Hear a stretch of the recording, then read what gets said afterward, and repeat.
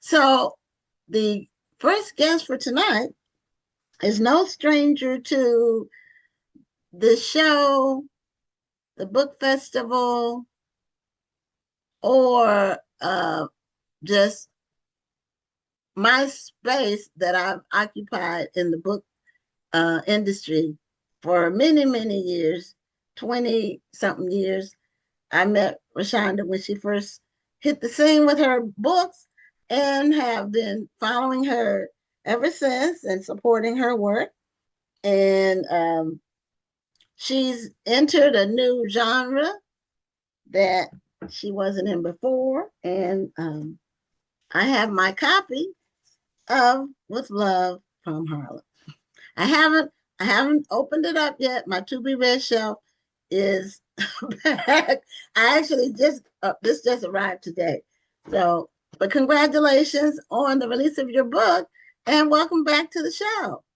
Thank you. Thank you so much for having me. So You've you've been been really busy, busy. Rashonda. I just want to thank you for having time for little old us. You always got to support people that's been there from the beginning. But yes, I am old and I am tired.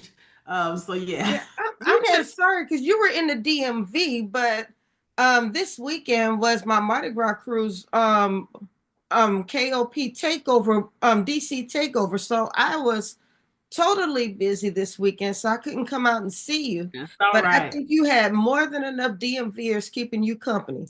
In the 12-degree weather. Yes, it was Right. cold. All you people coming from those hot climates, I know it's a little cooler there, but it's a lot warmer there than it is here. And y'all came out here anyway. I think y'all love us a little bit.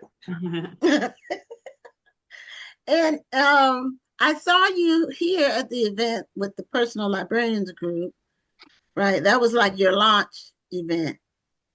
Right. So I actually had one the Saturday before at Abyssinian Baptist Church in Harlem. So that's where I kicked off. Oh, And then okay. I had Houston on Tuesday. Okay. And I then, don't know if I saw that, the pictures. Did you yeah, post pictures from the Abyssinian? I did. I did. It was Okay. awesome. We had about 175 people come out in 10-degree weather. So, Oh, yeah. that's wonderful. Wonderful. Yeah. Now, why did you pick that church? Is it included in your book, in the narrative It about your is. book? So Adam Clayton Powell Jr. was the pastor of that church, and Hazel Scott Mhm. was the first lady. Oh, okay. Okay. Yeah. You know what? You're right. I That's coming back to me because Mhm. they depicted that really well in The Godfather of Harlem, Yeah. that Uh-huh. series, which is really great. If anybody hasn't watched it yet, it's really worth watching. It was very well done. The guy, especially that they picked to play Malcolm X, really did He look really like did. Malcolm X. They did great casting on that part. So, and then where's have you been? Where's have you been since then? Or has the I went weather to like impeded Yeah, some of your the stuff? weather we had to reschedule DC. So I did DC and then I went to Dallas last night and I go to Savannah on Thursday and Charlotte on Friday. Okay, so where are you now? Are you back home? I'm home for a day. Oh, okay. Okay. Okay. Well, I know how the travel is. I Yeah. don't do that much. I have mine spaced out like for the year because it's a lot. Yeah, And yeah. if you travel with stuff, well, normally when I go, I'm going with stuff. So I'm shipping stuff, packing stuff, having to ship it back, unpacking, Yeah. carrying stuff. It's just, it's almost like the festival.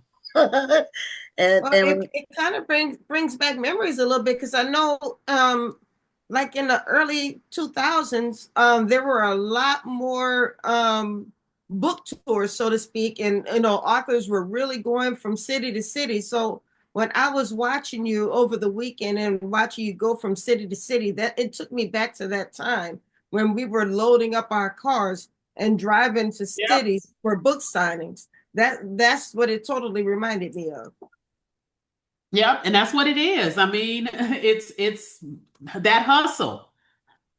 yeah, Mhm. and it really does make a difference with book sales. Um, that's what I try to tell aspiring or new authors. It's there's this phrase or saying, if you build it, they will come. That does not relate as far as books. Right. If you write a book and print it, no, it's not going to sell itself. You have Right. to get out Got to and get out sell it. there. You have to be really talking it up. And now with so many different book related podcasts, I feel like we were one of the first ones because Yeah. we're going into our 6th year, but Mhm. there was a lot of people focusing on books now, so that gives you some opportunities to do things virtually. Right, right. I mean, and that's great. It gives us the opportunity to still promote the book, but kind of be at home for a minute. Right, right.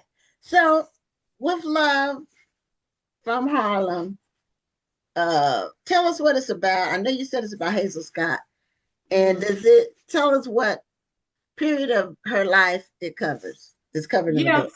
so it chronicles her life. She was one of the greatest entertainers of our time. And so this book looks at her life and her high profile, tumultuous marriage to Adam Clayton Powell Jr. And so it's set against the backdrop of 1940s and 50s Harlem. And it really explores the intersection of fame, civil rights activism, and the personal sacrifices made behind the scenes of a power couple during a cultural revolution. Hmm. Now, what made you pick her? Because I know Yeah. your previous book was it had a Harlem hook too. Yeah, so my previous book was about Hattie McDaniel. Yeah. Hazel was a disruptor. She was the first Black person to host a national TV show and a fierce activist who refused to play for segregated audiences. So I chose her because we often talk about celebrity activism today, like it's a new trend, but Hazel was doing it when it cost her everything. So writing this book is about reclaiming her narrative, ensuring that she's remembered as a powerful woman in our history rather than just a footnote or a wife to a famous man. Right. Hmm. Now, have other books been written about her, like exclusively about her? No, so there are nonfiction books that have been written about her, but there has never been a novel. I'm shocked with the number of people that are like, I've never even heard of her. And which is the reason that we do these books, because there's so much about this woman that we need to know, especially Black women. And so I'm just honored to be able to tell her story. So, what are some things about her that you would like readers to know before they read the book? Just some little nuggets of information besides Yeah, the obvious about her being married to Adam Clayton Powell. Yeah, she was so much more than that. I mean, her absolute principles. At 23, she walked off the Hollywood set. Now, she's considered at this time the biggest celebrity in the country. She's making millions of dollars. She walked off the set for 3 days because she didn't want the girls and the women in the movie to wear made dirty costumes. They were sending their husbands off to war, and the director wanted their clothes to be dirty. She demanded that they put on pretty dresses because she was like, Black women are not going to send their men off in dirty clothes. Now, that may seem like a little thing, but when you're in a time when you're going into people's homes and they're seeing this, and this is the representation of Black women, she Right. demanded that we were going to be seen as more than just servants and slaves. And a lot of times, just thinking about old movies that have Black women in them, it's rare that they have a man. Right, I mean, right. they're normally the maid to a white family, Yeah. um, and they're manless. They don't have their relationships or their stories not talked Yeah. about. There are a few that are different, but most of the time, those are all Black films. Yeah, and so she was the first woman to ever have her own nationally syndicated show. So before Oprah, before Alicia Keys, before Beyonce, there was Hazel. So she had a show that came into America's homes every night where she played herself. She played a pianist, and so she's beautiful. She's draped in beautiful clothes. Again, setting an image, dispelling stereotypes. So white people had never seen beautiful Black women. So here's this woman every night in their living rooms, and it was just people were able to see Black women in a different light. How did And that come important. about? We say that representation matters, Yes. and just that small piece, which may not seem like a big deal to some people, could have actually set a ripple that turned into Right. something bigger, that Right. people that we wanted to see ourselves better on film and on stage and so forth. Right. Now, how did she get the opportunity to have her own show? Were you able Because to find that out? yes, I mean they came to her again. So she is bigger than Adam Clayton Powell at the time. She is bigger than Billie Holiday, Sarah Vaughan. She had a movie deal, had all of these movie deals. And then what happened was she was one of the few women in the world who could make demands. So she demanded that she would not perform before segregated audiences. So that's in her contract. So imagine the University of Texas, where she went to perform. She walked in, she saw segregated audiences, and she told them, "I'm not performing." Now you got this Texan with his big cowboy hat. He's like, "Gal, I paid you some good money. Get out there and perform." And she wouldn't do it. She said, "My contract says I only perform for integrated audiences." And her contract also says she keeps the money. So they brought in the Texas Rangers to try and have her arrested. She got out of Texas with her money in tow because she said, "I'm not performing. If you want to see me, then you need to allow my people to see me as well." And that was huge because nobody was making those kind of demands. Hmm. Yeah, You mentioned that she has started growing bigger than Adam Clayton Powell. Did you explore how this dynamic affected their relationship? Oh, absolutely. That's one of the biggest issues with their marriage. So it's I call it the clash of two sons because both of them were huge stars and they came together. So what happens when two stars are shining brightly? One of them is bound to dim, and so often that's the woman. And so that's what happened in their marriage. Adam had to take a back seat to Hazel in a lot of ways, and he did not like that at all. And so that became a thorn in their relationship. And she would take that backseat. She let some of her dreams go, trying to make sure that she gave Adam that she was a good mother and a good wife. And for what? He still did the things that he did. yeah, it is a lot. It's hard for two celebrities to stay together Yeah, yeah, because it's a clash of personalities. Like you said, it's two sons. A person who needs to is in the limelight. They normally need a lot of attention. And right. so the other person, if they're in the limelight too, then who's giving them attention? So there ends up being a clash Well, of I this think it two. it goes probably a little deeper than that too, because sometimes if the woman's star just begins to shine just a little bit too brightly, we got to knock that star out of the sky. We've got to humble her so she remembers where she came from. Because one thing I heard you say, ReShonda, is that even though her star was growing and even though she was trying to be a good wife, he was still doing what he was doing. Right, right. So sometimes, her star might be shining, but if she still wants to be loved, and that's that power dynamic that he holds over her, that's a way of trying to humble her. Yeah, and he did. I mean, he met her in a nightclub, but all of a sudden, when she became his wife, he no longer wanted her to work in the nightclub, and so Okay. she gave Yeah. up so much of her dream to acquiesce to him. And he supported her when it enhanced their collective image, but Right. friction arose the moment her independence challenged his influence. Did they? I haven't read the history of the couple, so I don't know the answer. Did they stay together? No. So when Hazel first met him, he was married. In fact, he saw her performing in Cafe Society, the nightclub where he had brought his wife. They had come out for a night on the town, and he was intrigued with Hazel. And honestly, in the beginning, that bothered me. I didn't really like Hazel because, she became his mistress. She did Okay. not want to, but he was 6'4", handsome, powerful. He pursued her. And he pursued her until he got her. And they ended up getting married. And you know what happens when she became his wife? That meant the mistress spot was now open. So Right. now he's out there doing exactly the same thing that he used to. And I also had to tell myself at the same time, Hazel was 22 years old at that time. And so, Hmm. we all have done things at 22 that we have regrets for. She spent her life, she had big regrets about it. Hmm. Now, for in terms of the information that you got about their relationship and her, and were you able to find it through newspapers or um, how were you able to piece together her life? Oh yeah, so I've actually spent 3 years researching this. I read everything from her diaries, her unpublished autobiography. I read his Adam's autobiography. I read Adam's first wife's biography. Then newspapers, letters, a whole lot of letters that I read.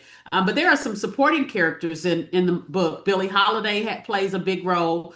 James Baldwin, Miles Davis, Nina Simone. These are all her families, so they're all in the book. And I did research on each one of them as well. Oh, okay. So there are mentions of her. You kind of piece everything together, all the relationships and the threads and all. Was she born in Harlem? Did she die in Harlem? No, she was from Trinidad. And so she was, her mother was a musician, and they moved to Harlem when she was 2. And so she Okay. was Harlem. She loved Harlem, but she always claimed her Caribbean roots. And she absolutely loved Harlem. But she was a child prodigy. So she got accepted to Juilliard at the age of 8. Juilliard didn't have Hmm. anything to do with an 8-year old. So they ended up making sure that they got one of the instructors became her private tutor. She spoke 7 languages, so this woman was brilliant and powerful. Wow. Yeah. How, how long did she live to be an old person or Yeah, so she was died in the 70s. Adam died earlier. She died in the 70s, and she actually was run out of America. She was deemed a communist, and she ended up moving to Paris. So she spent a long time in Paris, but she came back in the early 70s, and life had changed so differently. So she actually struggled to try to adapt to this new world when she moved back. But she ended up dying, I mean, like 72. It's amazing how many Black people were accused of being communists at that time. Yep, yep. yeah, there was a big like the communist scare after World War II. It's It was also like a interesting how communist many of under every them, rock. it's also Yeah, interesting how many of them went to Paris. Yes, I yeah. was going to mention that too Even the because United States Josephine was born Baker in went to France. Yes, and so the whole second act of the book takes place in Paris because James Paris. Baldwin was there, Billie Holiday was there, so she had a whole community. And then she meets and gets involved with a very special person who when I found that out, I was like, oh my goodness, I'm super excited about that in Paris. So you have to read the book to find out who that Okay, yeah, is. you don't want to give away everything. So Yeah. how's the reception been for the book? Oh my gosh. It's my 54th book, but every time you write a book, you're like, this is the book people are going to hate. I am so blessed with this. It is just, I can't keep up with all the DMs. This is the first book I've ever had that had over 200 reviews before the release date. And people Ooh. are talking about it. People are all up and down social media. So I'm excited about it. All of my book signings have had no less than 100 people. And so it's really refreshing to see people want to learn about Hazel Scott. They are saying I go down a rabbit hole after this book, and that lets me know that that makes this all worthwhile. So this year is the 100th anniversary since Black History Month was created. And so this Mhm. is a perfect time for this book because you get to read about a real figure in our history. And just as you said, once you read this book, you go down the rabbit hole and learn even more about your history. So this is just a perfect time, the perfect book for the perfect month. Right. And to me, it's no better time to read this book, to walk away with what I wanted readers to walk away with. And that was a sense of debt. We owe Hazel Scott our attention. I wanted readers to see her not as a glamorous woman, but as a daughter, a friend, a wife, a mother, a woman who chose her own peace over a powerful but painful marriage. She didn't just play the piano, she broke the doors down so others could walk through the room. And now more than ever, when they're trying to erase our history, I want people to be able to see all that she contributed so that we can continue to tell our stories, spread the word to our children and our children's children about women like Hazel Scott, who I call erased icons. Hmm. That's a book right there. Call it Erased Icons and talk about little known Black women Yeah, in history. yeah, Yeah, yeah, we're seeing a lot more. Uh, I would say in the last 5 years, a lot of books, Mhm. historical fiction. Mhm. Much of it centered around Black women, not all of right, it, but right. a lot of it centered around Black women who before really weren't getting the recognition. And it's good to see that happening now. Yes, yes. And that's what I mean, and we love it. It's reclaiming narratives. Those of us that write historical fiction, it is about reclaiming these stories. Now you're charting a new path for yourself in terms of the, the genre, and this is the second book. And do you plan to continue along these lines? Are you going to be switching back and forth between Christian fiction or mainstream fiction or women's fiction? And so what are you planning to do? I'm in the historical fiction lane. I'm here to stay, as long as readers will have me, because so I'm a journalist by day, as you know. Mm-hmm. And this is the best of both worlds to me. So I'm able to merge the facts with the fiction by writing historical fiction.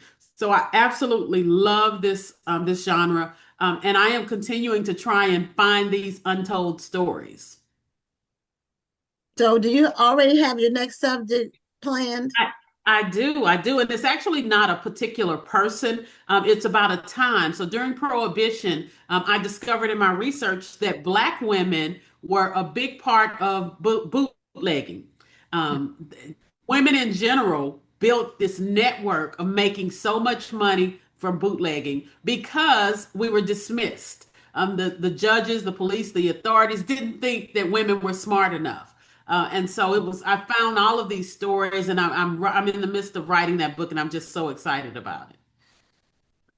That is going to be an interesting story because I will tell you that is one area that I don't think I've ever heard of Black women in. I'm not saying that they weren't. I've Yeah. never heard of it. I would love to read that. Yeah, I mean, and it's so funny. There were so many that were arrested, and they valued them so little. Oftentimes, they didn't even make it into the newspapers. But what would happen is they would go in, and if a Black woman was arrested, a judge would throw it out and say she's not running a bootlegging industry because she's not smart enough. And the Black Mm. woman would be like, "You sure right," as they go on home. Yeah, there was an author that wrote a book called The Bootlegger's Daughter, Daughter. yeah, yeah, the I bootlegger's can't remember daughter. his name. It's a male. Oh, Uh, I read one by a woman recently, a white woman that wrote a book oh called The no, Book. this was a Black man. It might Oh, not wow. be daughter. It might be mother or sister or it Uh-huh. was Okay. uh I can't recall his name right now, but Uh-huh. uh this was maybe 5, 6 years ago. I mean, it might Okay. be more than that.